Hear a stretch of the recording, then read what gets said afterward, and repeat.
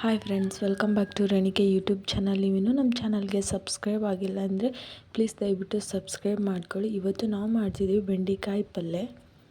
ಸಿಂಪಲ್ಲಾಗಿ ಟೇಸ್ಟಾಗಿ ಬೆಂಡೆಕಾಯಿ ಪಲ್ಯ ಮಾಡೋದು ಹೇಗಂತ ನೋಡ್ಕೊಂಬರೋಣ ಬನ್ನಿ. ಇವಾಗ ಒಂದು ಪಾತ್ರೆ ತೊಗೊಂಡಿದ್ದೀನಿ, ಅದಕ್ಕೆ ನೀರು ಹಾಕಿ ಬೆಂಡೆಕಾಯಿನ ಚೆನ್ನಾಗಿ ತೊಳೆದಿಟ್ಕೋಬೇಕು.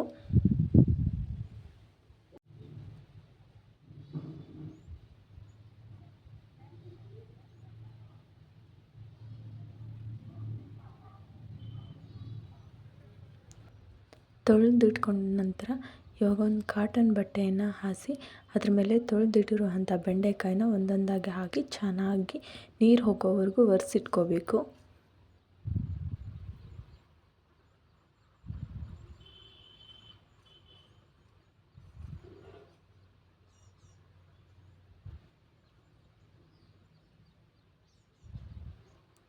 ನೀರಿನ ಅಂಶ ಹೋಗೋವರೆಗೂ ಸಹ ಅದನ್ನು ಚೆನ್ನಾಗಿ ಒರೆಸಿಟ್ಕೋಬೇಕು. ಇವಾಗ ನಾನು ಒರೆಸಿಟ್ಟಿರುವಂತಹ ಬೆಂಡೆಕಾಯಿನ ಒಂದು ಪಾತ್ರೆಯಲ್ಲಿ ತೆಗೆದಿಡ್ತೀನಿ.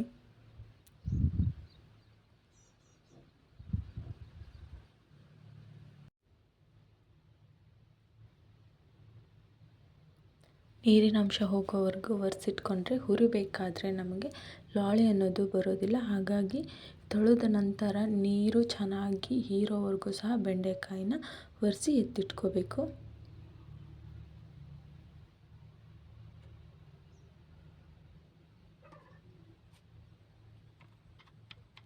ಇವಾಗ ಬೆಂಡೆಕಾಯಿನ ಕಟ್ ಮಾಡ್ಕೊತಿದ್ದೀನಿ. ನೀವು ಚಿಕ್ಕ ಚಿಕ್ಕದಾಗಾದರೂ ಕಟ್ ಮಾಡ್ಕೋಬೋದು. ನಾನಿಲ್ಲಿ ಮೀಡಿಯಮ್ ಸೈಜನ್ನು ಕಟ್ ಮಾಡ್ಕೊತಿದ್ದೀನಿ. ನೋಡ್ಬೋದು, ಒಂದರಲ್ಲಿ ಮೂರು ಆಗೋವರೆಗೂ ಸಹ ನಾನು ಕಟ್ ಮಾಡ್ಕೊತಿದ್ದೀನಿ. ನೀವು ಇನ್ನೂ ಬೇಕಾದರೆ ಚಿಕ್ಕ ಚಿಕ್ಕದಾಗಿ ಕಟ್ ಮಾಡಿ ಎತ್ತಿಟ್ಕೋಬೋದು.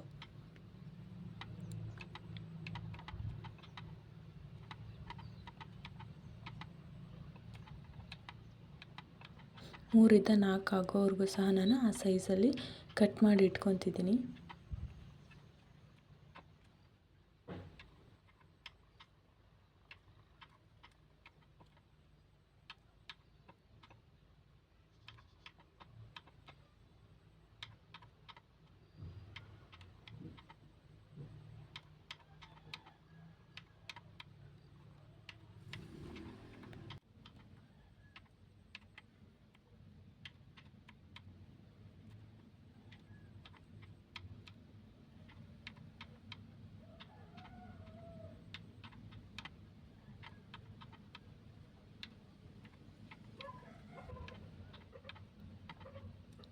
ಇವಾಗ ಹೆಚ್ಚಿಟ್ಟಿರುವಂತಹ ಬೆಂಡೆಕಾಯಿನ ಇವಾಗ ಒಂದು ಪಾತ್ರೆಯಲ್ಲಿ ತೆಗಿತಿದ್ದೀನಿ.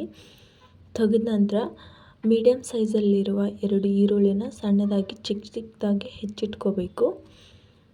ನೀವು ಈರುಳ್ಳಿನ ಜಾಸ್ತಿ ಯೂಸ್ ಮಾಡ್ತೀರಾ ಪಲ್ಯಕ್ಕೆ ಅಂದರೆ ನಿಮ್ಗೆ ಎಷ್ಟು ಬೇಕೋ ಅಷ್ಟು ಹೆಚ್ಚಿಟ್ಕೋಬೋದು. ಇಲ್ಲ ನಾವು ಕಮ್ಮಿ ಯೂಸ್ ಮಾಡ್ತಿದ್ದೀವಿ ಅಂದರೆ ಒಂದು ಮೀಡಿಯಮ್ ಸೈಜ್ ಇರುವ ಒಂದು ಈರುಳ್ಳಿನ ತೊಗೊಂಡು ಚಿಕ್ಕದಾಗಿ ಹೆಚ್ಚಿಟ್ಕೋಬೇಕು. ನಾನಿಲ್ಲಿ 2 ಈರುಳ್ಳಿನ ತೊಗೊಂಡು ಸಣ್ಣದಾಗಿ ಹೆಚ್ಚಿಟ್ಕೊತಿದ್ದೀನಿ.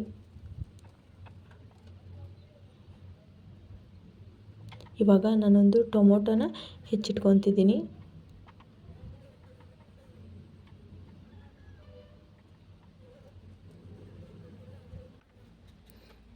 ಇವಾಗ ಒಂದು ಪಾತ್ರೆ ಇಟ್ಟು ಅದಕ್ಕೆ 1 ಟೇಬಲ್ ಸ್ಪೂನಷ್ಟು ಎಣ್ಣೆ ಹಾಕಿ,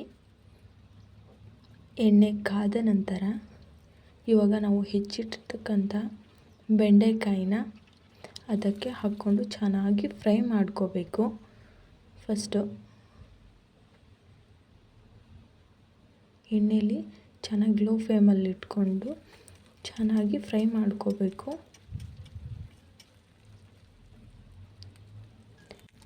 ಇವಾಗ ನಾನು ಹುಣಸೆಹಣ್ಣ ನೆನೆ ಇಕ್ತಿದ್ದೀನಿ. ಒಂದು ಸ್ವಲ್ಪ ಹುಳಿ ಆದರೆ ಬೆಂಡೆಕಾಯಿ ಪಲ್ಯ ಚೆನ್ನಾಗಿ ಬರುತ್ತಂತ ಇವಾಗ ನೋಡ್ತಿದ್ರಲ್ವ, ಈ ಥರ ಲೋ ಫ್ಲೇಮಲ್ಲಿ ಇಟ್ಕೊಂಡ್ಬಿಟ್ಟು ಚೆನ್ನಾಗಿ ಫ್ರೈ ಮಾಡ್ಕೋಬೇಕು.